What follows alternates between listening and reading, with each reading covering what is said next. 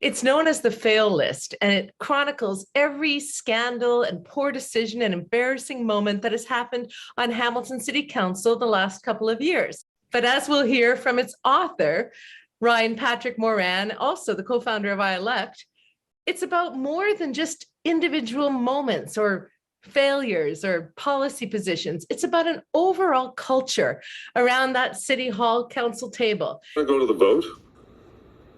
Mayor, if I could, please, I'm on the speaker's list. Yeah, I see that you are. And I'm not so sure there's a whole lot of value to that, but go ahead. There is value to it, sir, and that is the fact that my ward's being named, and I am the caretaker of the ward, and yes, the elected representative of the ward. Sure, my name has not been mentioned. I have not mentioned any names. In the exact same way, Councillor, I did not mention any names, and I have the floor. Point of order.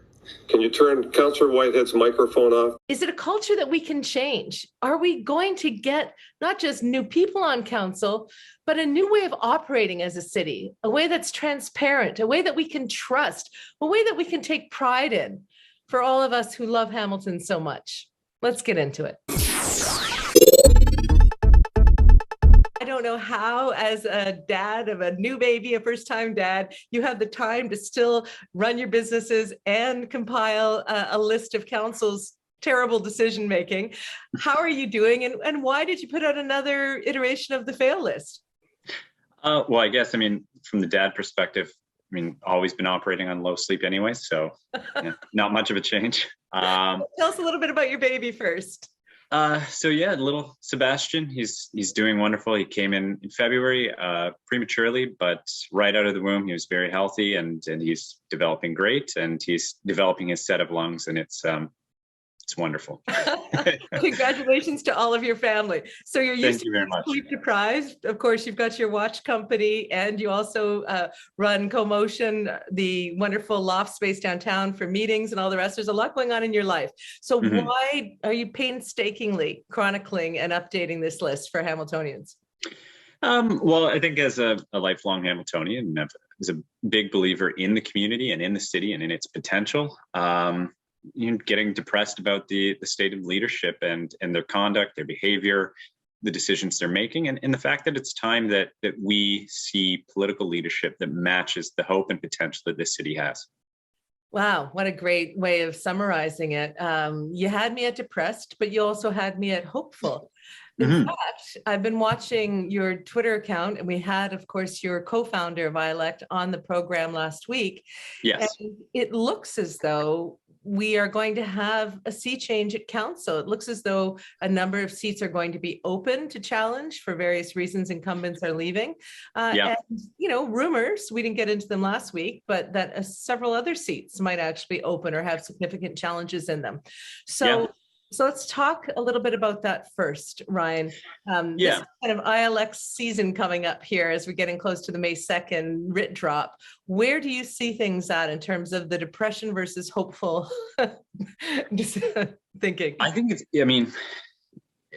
certainly if you look at the past week's meeting, that's depressing, but the outlook, the Magic 8 Ball outlook looks good.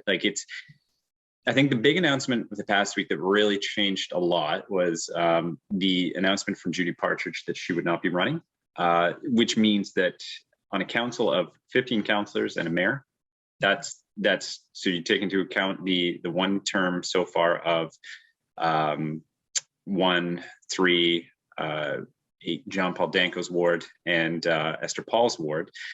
Those are all single term so far. And then 4 that are open. So that's 8. That's 50% new leadership, or at least single term, under 2-term leadership, which is exactly what iElect is part of our mission. As we've always kind of stated, we're not a politically oriented body. We don't have a political bias. We're not aligned with any political party. We want to see new and better leadership in the city, regardless of which political stripe that comes from. Seeing now that 50% will be under 2 terms, huge for the city.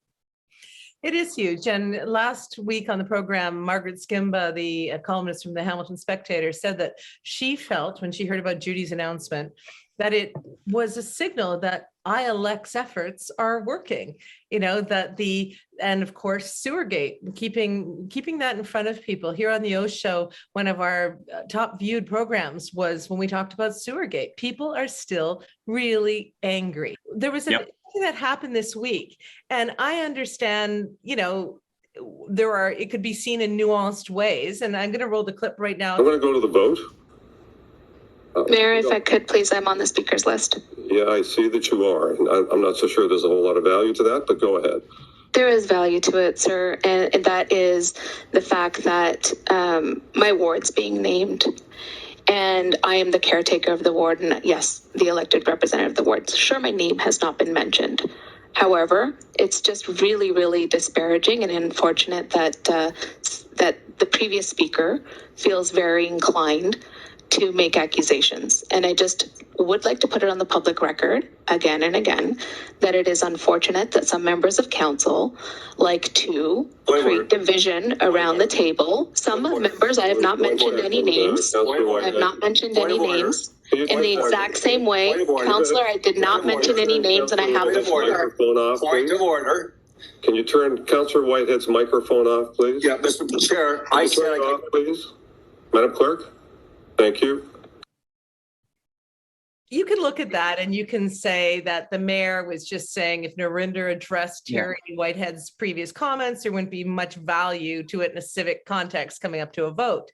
But I looked at the clip and I saw, even if you believe that and you don't think he was devaluing Narinder's commentary, would he have said it to one of the long-term counselors? Would he have said it to a man? I don't know.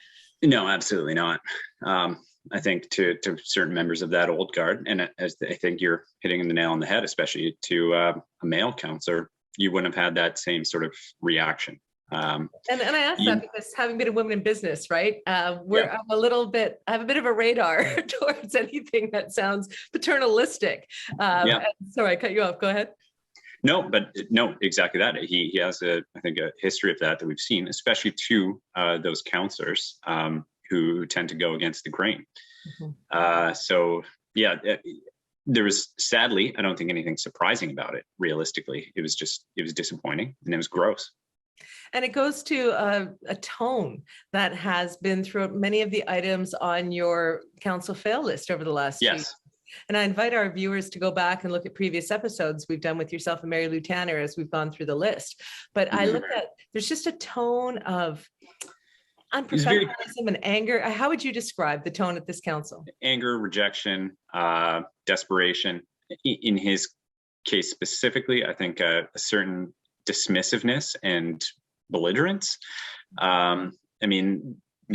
That sort of reaction was also in line to the same reaction he had to, and it's on the fail list, I think it was 2020, the encampment demonstration outside of City Hall, and that he's saying they can make an appointment with me to meet with me. Like, how about you act like a bloody leader and step outside and talk to them? They're right there. They're right outside your office. Yeah, so, it got to the ridiculous where we were watching Sarah Jama in her wheelchair, finally inside of the warmth of City Hall, the People's Hall that we pay for. And the mayor was upstairs, one flight of stairs up in his office. Go down the stairs and talk. And there's an excellent op-ed I think everyone should read, or actually a Susan Claremont column on Sarah Jama. Yes, today, yeah. Yeah, everyone should check that out in the Hamilton Spectator. My kids consider Sarah to be a human rights leader of our time. And the fact that she couldn't get an audience with the mayor, something else. So let me just, since we're talking about mayors, what do you think of the Bertina announcement?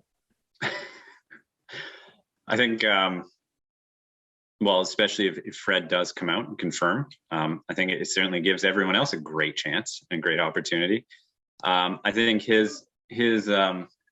you need a steady hand at the till or a veteran hand. What example can he point to in his history where he shows any sort of good decision making? There's nothing there. There's no substance. There's no development. There's the traditional everything positive happens in spite of the leadership. So, I don't know. With that, there was an aspect of it that wasn't surprising. It's really, best of luck to you. What do you mean by it's a good opportunity for others if both Bob and Fred are in the mayor's race? Well, specifically Keenan. So he came out, and I think Keenan certainly represents a departure from the old, and I don't mean the old in age. I mean the old in terms of the old style leadership. He represents a better, fresh vision. He represents something that's a bit more in tune with the way the city's going, with the way cities can develop. And I think if you were to look at both Fred and Bob, you have two ex-mayors or two former mayors who have a checkered history of accomplishment or lack thereof. And then you have an individual who, is professionally trained, has actually had a career, and a recent one, and a track record of accomplishment. The other aspect of it too, in terms of Bob, was the absurd comment that he had about, I'm an unpolitician too. In what way? Yeah.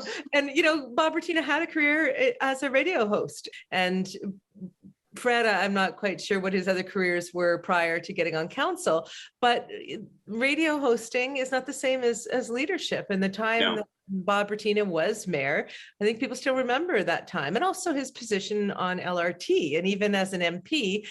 Well, I think that's it exactly too. Is you have on the one hand, how much has this city and how much has the votership changed since he won in 2010? On the one hand, and on the other hand, what did you do, first of all, as an MP, aside from try to block one of the largest, most historic investments in our community, and then get sour about the fact that you didn't get credit for it? Good luck. It is, what do you, and you can say whether you're speaking for IELECT or speaking for yourself personally, but what do you want to see from a mayor campaign in this city? Well, I mean, the bar's low. So at the bare minimum effort, I just want to see a mayor who actually tries. Much bigger vision and much more positive future. What I would love to see is an actual vision for the city coming from a mayor. I mean, you had Bertina won in 2010 after coming out of the gate, almost last minute with nothing. There was no platform. When it came to Fred winning in 2014, because I was involved with a competing campaign at the time, he came out with a platform that was, and I'm not even saying copying his platform from the previous election, it was the platform. They basically just, opened a folder on a desktop, maybe updated a couple of the years mentioned in it, and that was it. So there's no vision there. What I want to see is something that excites people about Hamilton. I'm a big, I have a lot of interest in Hamilton history and in Hamilton heritage and built heritage, and then also in traveling and exploring cities around the world, as I know you do. So when I go to, a city, I love to see how that vision has kind of rolled out in that city. You don't see that in Hamilton. And I think that's been something that's been a hole in the leadership. So if someone could come out and say, I want to see a vision of Hamilton that looks like X, and this is the roadmap to get there, that would be thrilling. Yeah, I mean, you just go even 30 minutes away to Guelph or Cambridge or Elora. I mean, tiny Elora, and they're beautiful communities with a unified vision of what they want to represent to those who either live there or want to visit.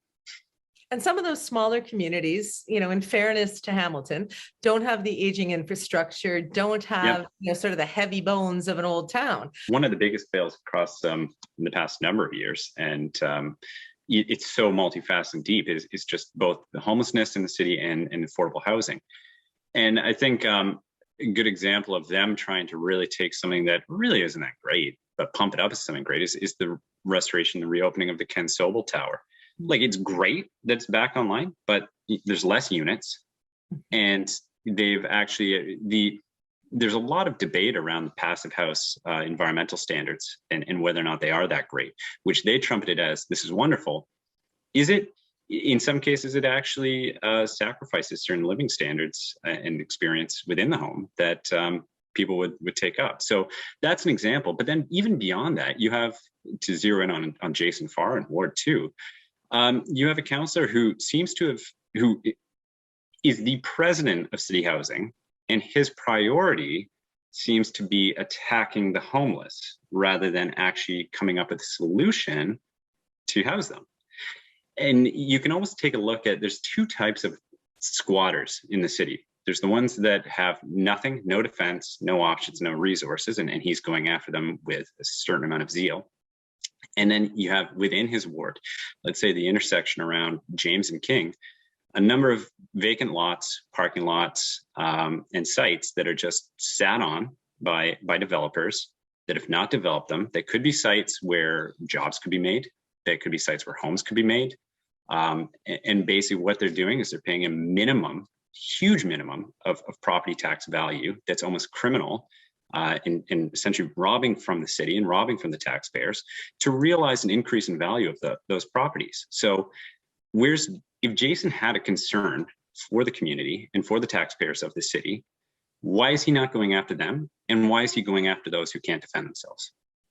Well, there's a theory to that. I mean, what are the kind of people that go after people who can't stand up for themselves, right? Yeah. It's not a good look. And in fact, there's a Toronto homeless activist who did a mighty Twitter thread to Jason Farr yesterday that some Oshow viewers were pointing out to me to watch, just through, how badly Hamilton has been handling this issue. Other cities have the same problems. And even though Toronto has had some bad moments within their policy, and I'm not going to defend some of the decisions Meritori has made, it doesn't seem to have the same, I don't know, almost anger, or there's something going on in the way we're treating our most vulnerable, and the activists who support the most vulnerable, that I think is just disgusting. Yeah. Well, and I mean, him labeling it whack-a-mole at one point in time, which to begin with is a hugely inhumane way of putting it. But also, whack-a-mole's a game that doesn't end. It just keeps going. And every time you remove an encampment, there's a dollar value associated with that between the political decision-making, between the bylaw enforcement, between the maintenance staff to take it away, between the police who you might have on hand. Mm-hmm.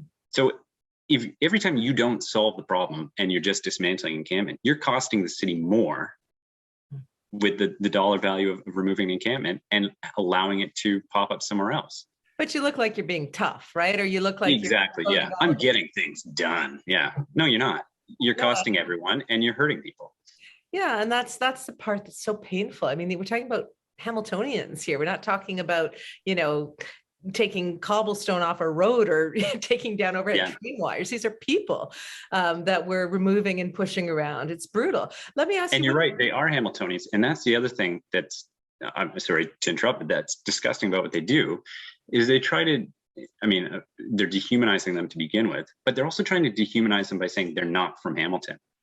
Well, who gives a crap? Like, even if they're from Toronto, even if they're from, I don't know, somewhere else in Ontario, aren't we all Ontarians? Aren't we all Canadians? Aren't we all people? So, does it really matter that they're not from, within our 30-minute boundary, that's why we shouldn't care?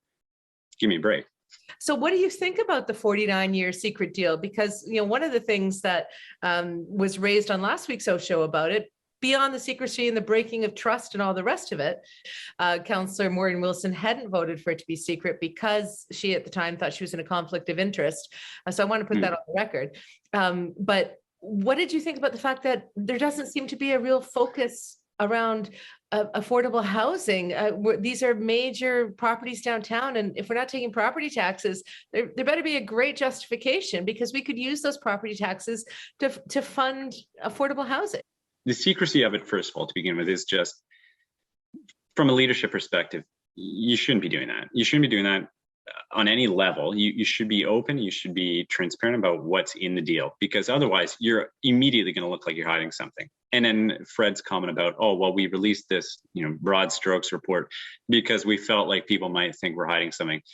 What makes us think you're hiding something is the fact that you're keeping it secret and not giving us much more details.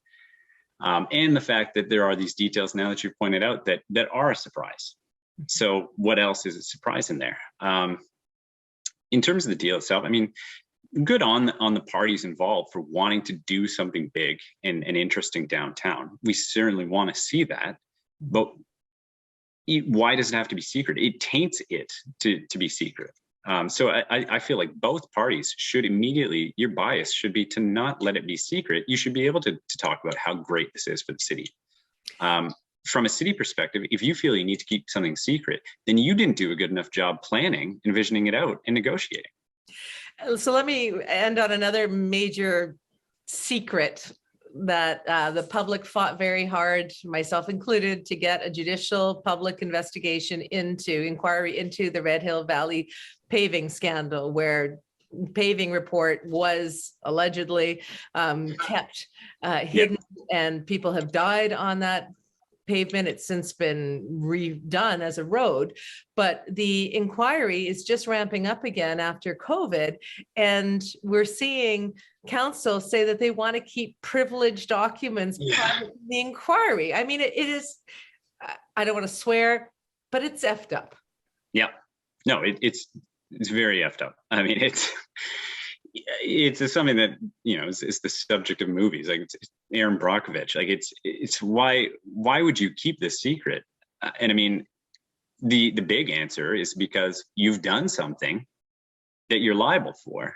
And what you're liable for is risking lives of the people in your city. So every time they say we're keeping it secret to protect ourselves or to protect the liability of the city so that we don't cost Hamilton, what you're saying is you've actually significantly cost Hamilton, you've cost citizens, and you've cost people's lives.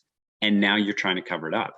Every time they say that liability line, that's legal speak for the lawyer doing their job and defending their client, which means trying to keep something secret so that it doesn't get revealed how bad things actually are. It's terrible optically. I mean, whether or not they're culpable of any wrongdoing, that's the point of the public inquiry, so we can find out. I don't want to suggest they've done something illegal or immoral, but we want to know. But the idea of keeping certain things secret, even in a public inquiry, after keeping a 49-year deal secret, after keeping the Sewergate extent of that toxic 24 billion liters of wastewater into Shadow Creek secret. I mean, at what point, Ryan, does this council understand we don't trust them and we don't want them there anymore? And let me ask a final question to you. Do you think that if we get new people around those seats that we can rebuild trust? Because I think that's the key issue in this election. Or is the default to secrecy so baked in the cake of Hamilton City Hall culture that even new people around that table are just going to default to this crap for another 4 years? Yeah. Well, and that's the much more complicated answer that, I mean, my hope is that the new leadership that would come in. So first of all, to say, when does it end? It ends when they're no longer in office. Right. And then the new leadership, ideally, more honest, less of a bias for secrecy. But I think that's the bigger challenge of looking for change in the city, is that it has to start at the top of the leadership. But next up really needs to be that culture of City Hall, that, beyond the leadership, let's get that changed. But now that that's changed, there needs to be some changes in the house as well. Well, I've heard certainly over the years from many city staffers, even whistleblower types, they want change. They can't say it, they can't challenge the status quo, but they are very supportive. In fact, that's how, I find out a lot of stuff for the Oshow from people inside the city. So I want to thank you, Ryan, for, even as a new dad, continuing both with all the private business stuff you do, helping build our city, but also for this fail list, which we'll put up on the Oshow website so people can read all the details of it. And also, of course, co-founder of iElect. Is there one last message that you would like to get out there to our audience regarding what iElect's doing or the election countdown? May is coming up. So for those who are considering running, get out there and start doing it. You have now 8 seats that are there. And in terms of the other 8, that's where we really need you to get out. So look at who's running, and if you are considering, say it. Everybody's got to vote on October 24th. You'll hear lots from the Oshow about that in the months left before this really critical moment for Hamilton. Thank you so much, Ryan, for all you do and for being one of the voices people trust on the issues they care about here in Hamilton. Well, thank you very much. And I'm always glad to do this.